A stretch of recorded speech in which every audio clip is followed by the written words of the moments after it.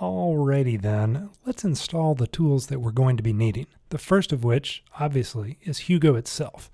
It's going to be at gohugo.io. I will have it as well as all the links to all of these resources in the description of the video below. Check this out. The world's fastest framework for building websites. I like the sound of that. Head to their quick start guide. If you're using a Mac, they assume that, and you can just follow down this quick start guide and step by step you're good to go. I'm on a Windows computer, and there's a lot of different options actually in the documentation for installation. I'm going to go to install Hugo. I'm going to click on the Windows section over here on the right sidebar, and here are our step-by-step instructions. It's not the only ones. There's, again, many different ways to do this. It's kind of convoluted when you are not used to multiple options for installations. But follow through this and you'll be good to go. I'm going to go, ultimately all we need is from the Hugo Releases page, which I just clicked to down here, from right here, Hugo Releases. It will open up the current version of Hugo. As of right now, September 2021, it's 0.88.1. I'm going to scroll down to the proper version, and you can get the regular Windows 64-bit. I'm going to get the extended Windows 64-bit right here, and simply click download, extract, and we're off to the races. Now, if you're following along here, you'll install it, or rather you will extract it into this folder, C Hugo bin. And we're going to need to do one more thing. Click the Start button and type in environment variables, and it will pop up a match that says edit the system environment variables. Okay, that's going to pop up this little window. Let me clear all this noise in the background off. It's going to pop up your system properties, the advanced settings tab, and you're going to click the environment variables. From here you'll see several different items, one of which should be the path variable. We're going to edit the path variable. In this variable, we're going to add the folder that we extracted Hugo into. Wherever you extracted that Hugo executable file, create a new entry here, click new, and type the location. So mine's already here. It says C:/Hugo/bin.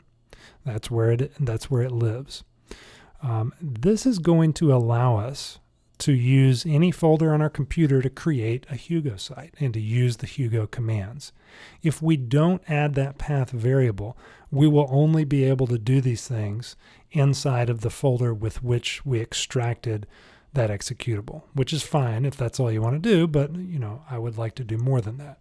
Let me show you what I mean. Pull up a terminal or a command shell, PowerShell, whatever command prompt you're used to using, and just type Hugo version. You type Hugo followed by a command, and it will say either an error if you did not do that path variable correctly, or, as the case is here, hey, this is Hugo version 0.88.1. You're good to go. And, I can go into a different folder, and I can type that same command, and we're still good to go. So I'm good. I've got it installed globally on my computer. Okay, next up, Visual Studio Code is what our code editor will be. If you're using another one, you're fine to do that if you're comfortable. If you're looking for one, just download this. Free to use. That's what I use. Next up will be GitHub. Grab a GitHub account. This is where our code is going to live. Simple sign up, free to use as well. Then we'll have Git, the version controlling system. Go ahead and download this onto your computer, install it as well. This is handy to have and also free. Everything that we're going to be using is free, including Netlify, which I've got their pricing page up here. It does not stay free when you start doing more stuff with it, but it will be free for this project and many others. Their starter plans are very generous, and this is a great place to try out using Netlify.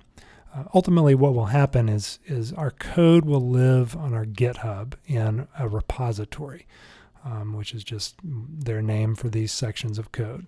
Then we will link our repository to Netlify. So anytime we push code onto GitHub, Netlify will see that, and it will update and redeploy. It'll rebuild and redeploy our live website. Super cool. I've been really impressed with how they've got this to work super well, and I think you will enjoy it as well.